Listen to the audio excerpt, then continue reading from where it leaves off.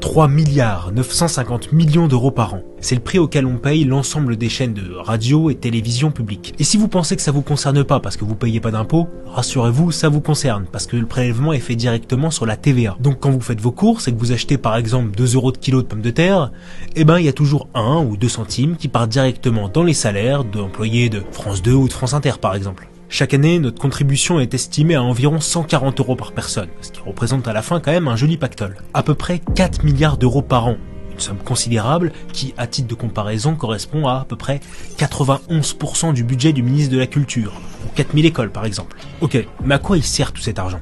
Avant tout, il sert à financer les 5 organismes de l'audiovisuel public. On a Radio France à 652 millions, auquel s'ajoute la chaîne Arte qui dispose de 300 millions, France Média Monde qui a également 300 millions, mais le principal, c'est France Télévisions, qui récupère 2 milliards 500 millions d'euros d'argent public par an.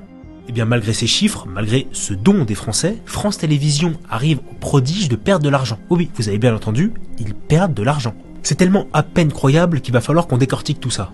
France Télévisions dispose donc de 2,5 milliards de la part des Français chaque année.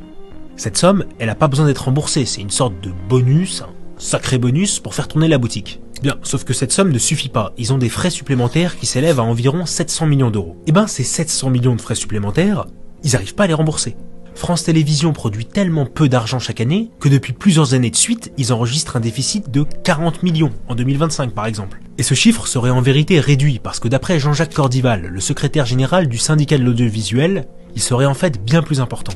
L'entreprise France Télévisions SA est extrêmement déficitaire. Moins 256 millions en 2024, moins 290 millions en 2025. Ce ne sont pas des petites sommes. On n'est pas sur des petites sommes, et tous ces chiffres sont vérifiés. Ils viennent tous d'un rapport de la Cour des comptes datant de 2024. D'ailleurs, je vous mets le lien en description si ça vous intéresse. J'en profite aussi pour vous mettre une déclaration de Nasser Mehda, le président de la 3e chambre de la Cour des comptes. Est-ce que la situation est grave aujourd'hui chez France Télévisions ?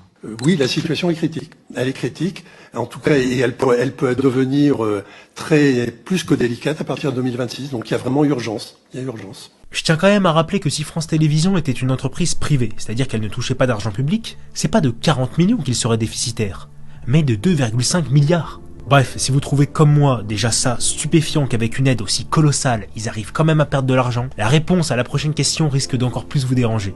La question étant, mais où va l'argent ?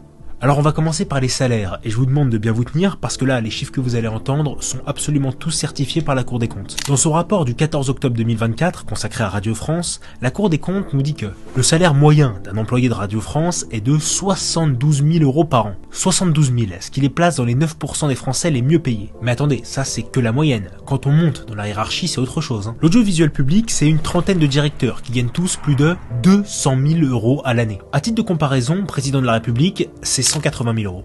Et parmi eux, vous vous doutez que tous bénéficient d'une voiture de fonction, voire même parfois de chauffeur. Mais la palme revient quand même à la présidente de France Télévisions, Delphine Ernotte, qui touche quant à elle la modique somme de 400 000 € annuels, depuis maintenant 11 ans. Vous en faites pas, on va bientôt s'intéresser à son cas, parce qu'il y en a beaucoup des choses à dire. Mais avant, je finis juste avec les employés. Le rapport de la Cour des comptes est formel. Pour le cas des journalistes de Radio France, mais aussi pour ceux de la télévision, le temps de travail est entre 191 et 197 jours par an. Ça représente à peu près 1 jour sur 2. 1 jour sur 2 de travail. C'est plutôt peinard, j'ai l'impression. Ensuite, les congés. Ils ont non pas 5, non pas 10, mais 14 semaines de congés payés. Je veux bien que ça soit stressant la radio, mais là, il faut quand même pas abuser.